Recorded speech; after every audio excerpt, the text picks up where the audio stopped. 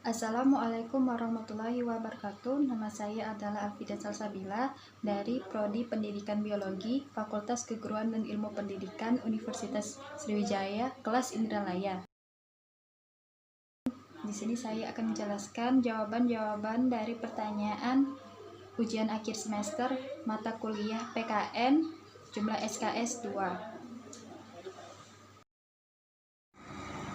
Baiklah, saya akan menjawab pertanyaan nomor 1.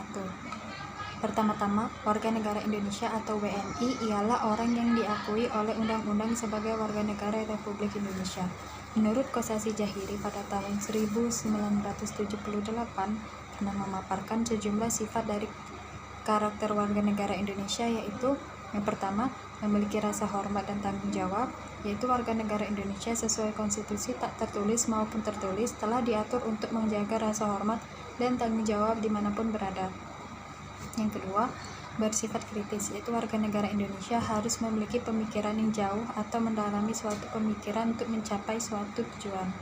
Yang ketiga, melakukan diskusi dan berdialog, yaitu warga negara Indonesia yang harus bisa memiliki kemampuan komunikasi yang baik untuk berdiskusi dan berdialog dalam bersosialisasi. Yang keempat, rasional, yaitu warga negara Indonesia mampu memiliki pola pikir yang berlandaskan akal sehat dan pertimbangan yang logis. 5. Yaitu warga negara Indonesia yang mampu berperilaku adil sesuai dengan undang-undang dan tidak memainkan hak dan kewajiban orang lain. 6. Jujur, yaitu warga negara Indonesia yang siap mengemukakan pernyataan sebenar-benarnya tanpa kebohongan sedikit pun. Baiklah, cara saya menjadi warga negara yang baik di kehidupan sehari-hari yaitu contohnya dengan bertanggung jawab untuk menjaga kebersihan lingkungan, dengan membuang sampah pada tempatnya.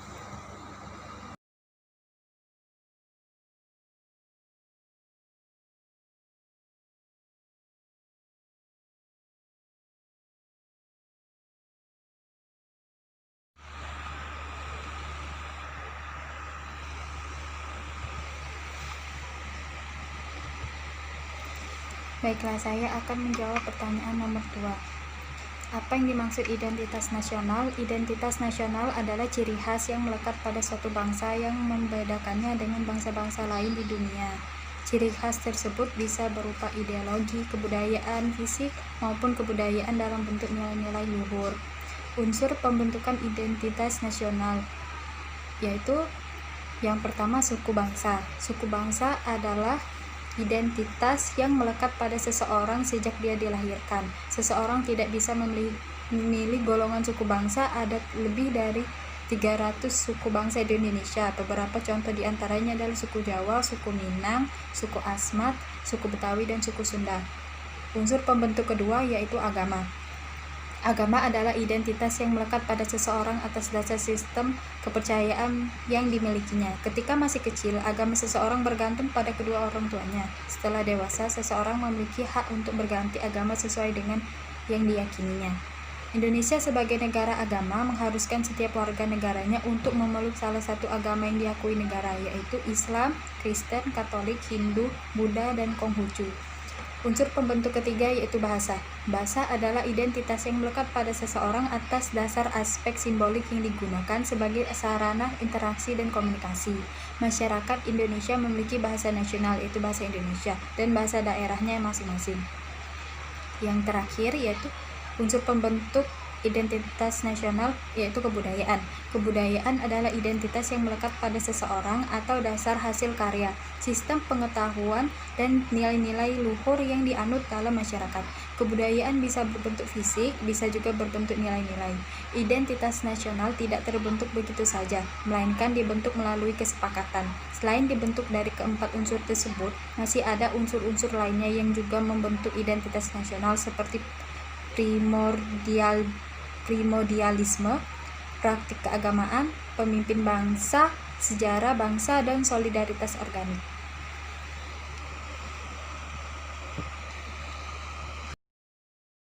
Baiklah, saya akan menjawab pertanyaan nomor 3. Pertama-tama, integrasi bangsa adalah suatu usaha menggabungkan atau menyatukan unsur-unsur yang ada dalam bangsa.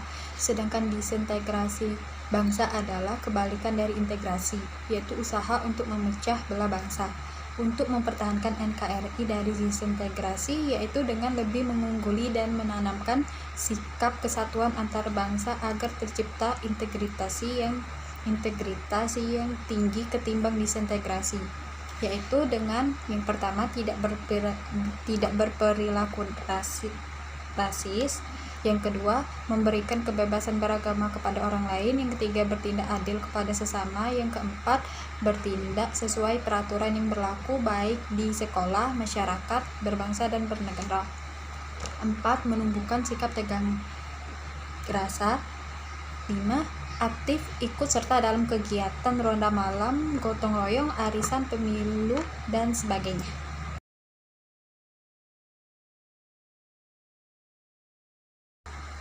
Baiklah, saya akan menjawab pertanyaan nomor 4.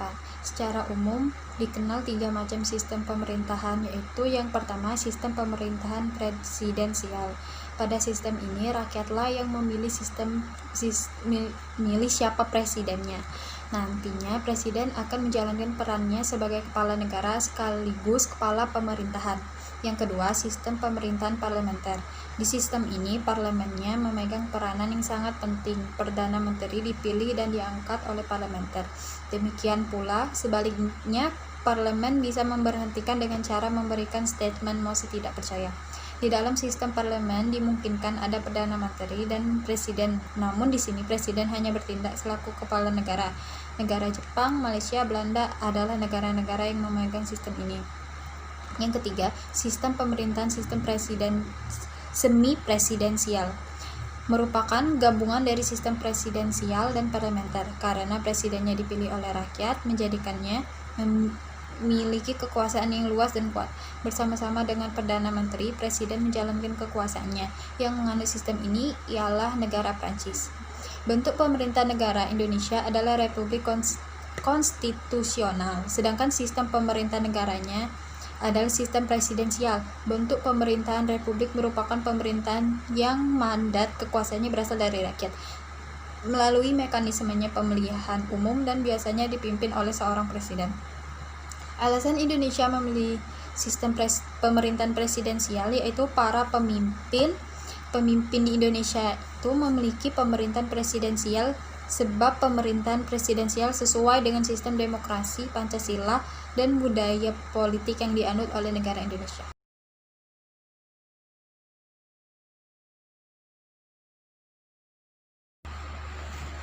Baiklah, saya akan menjawab pertanyaan nomor 5, yaitu bagaimana pendapat Anda terhadap paham radikal yang saat ini marak di Indonesia.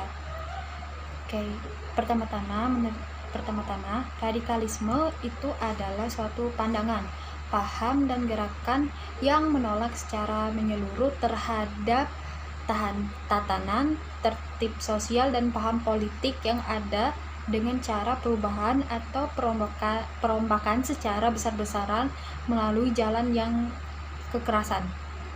Menurut saya, dikutip oleh berita1.com bahwa penyebaran paham radikal di Indonesia, khususnya di kalangan peserta terpelajar, dosen, dan siswa semakin mengkhawatirkan. Contohnya keberadaan kelompok radikal anti Pancasila dengan alasan bertentangan dengan hukum agama. Menurut saya, paham radikal ini sangat beresiko untuk memecah suatu bangsa. Maka dari itu, harus ditegaskan lagi bahwa tidak boleh lagi ada perdebatan mengenai hukum Pancasila dan dalam suatu agama. Karena pada hakikatnya, Pancasila tidak bertentangan dengan agama manapun. Kesadaran pluralisme beragama perlu dikembangkan lagi agar tidak tercipta kebencian dan permusuhan antara umat yang beragama. Disinilah peran Pancasila amat dibutuhkan, di mana pola pikir umat beragama tidak boleh melihat sesuatu dengan sudut pandang agamanya saja, namun juga harus lewat sudut pandang berkebangsaan. Dengan kata lain, harus terlebih dahulu memahami nilai-nilai yang terkandung dalam Pancasila.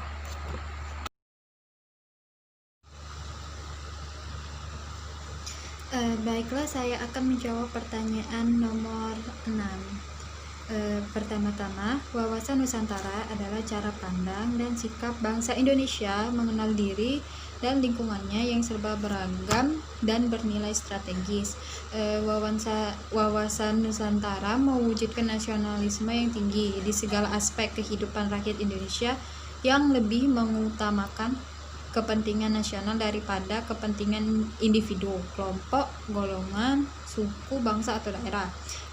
Wawasan Nusantara ini mempunyai fungsi utama, yaitu menumbuhkan kesadaran berbangsa Indonesia, menanamkan cinta tanah air sehingga bersedia berkorban ke tanah air, mengembangkan kehidupan yang pluralis dan menumbuhkan rasa tanggung jawab, hak dan kewajiban terhadap negara Indonesia. Nah, fungsi wawasan Nusantara itulah yang kemudian menggerakkan pemuda bangsa Indonesia untuk mulai menanamkan sikap bela negara yang tinggi dan kemudian membentuk suatu ketahanan nasional di Indonesia. Apabila pemahaman wawasan Nusantara seseorang meningkat, maka sikap bela negara untuk menumbuhkan ketahanan nasional juga meningkat.